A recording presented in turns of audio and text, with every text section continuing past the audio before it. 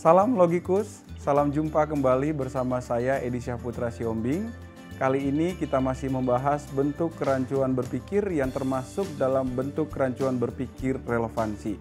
Pada kesempatan kali ini kita akan membahas argumentum ad hominem. Argumentum ad hominem adalah argumen yang digunakan untuk menyerang kelemahan pribadi seseorang. Sesuai dengan arti katanya, hominem berarti manusia atau individu seseorang.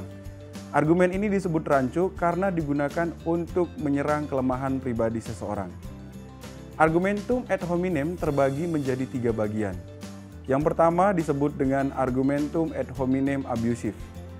Argumentum ad hominem abusive adalah argumen yang digunakan untuk menyerang kelemahan seseorang secara langsung berkaitan dengan keadaan fisik seseorang atau bahkan memberikan stigma tertentu berkaitan dengan fisik seseorang. Untuk lebih jelasnya, mari kita lihat contoh berikut. Mari kita dengarkan argumen berikut. Untuk menjadi anggota TNI harus mempunyai badan yang tinggi dan juga tegap. Melihat penampilannya, saya mengira dia tidak akan dapat menjadi anggota TNI. Dari argumen tadi kita melihat bahwa yang diserang adalah keadaan fisik seseorang. Dan keadaan fisik tersebut digunakan untuk menentukan bahwa orang tersebut tidak akan dapat menjadi anggota TNI.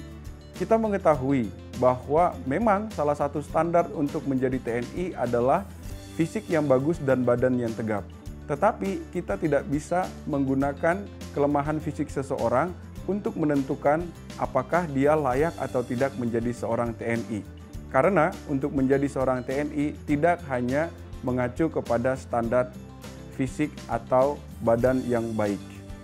Yang kedua adalah argumentum ad hominem circumstantial. Argumentum ad hominem circumstantial adalah argumen yang digunakan untuk menyerang kelemahan seseorang berkaitan dengan latar belakang seseorang. Agar lebih jelas, mari kita lihat contoh berikut. Mari kita dengarkan argumen berikut. Pimpinan perusahaan yang baru terpilih tersebut berasal dari suku yang terkenal keras. Melihat latar belakangnya, perusahaan akan sulit untuk menambah produksi dan penjualan. Dari contoh tadi, kita bisa melihat ada perbedaan antara abusive dan juga circumstantial. Perbedaannya adalah kalau circumstantial yang diserang adalah latar belakang seseorang yang dapat berkaitan dengan latar belakang agama, suku maupun ras, bahkan juga latar belakang pekerjaan. Sedangkan abusive adalah menyerang kelemahan fisik seseorang secara langsung.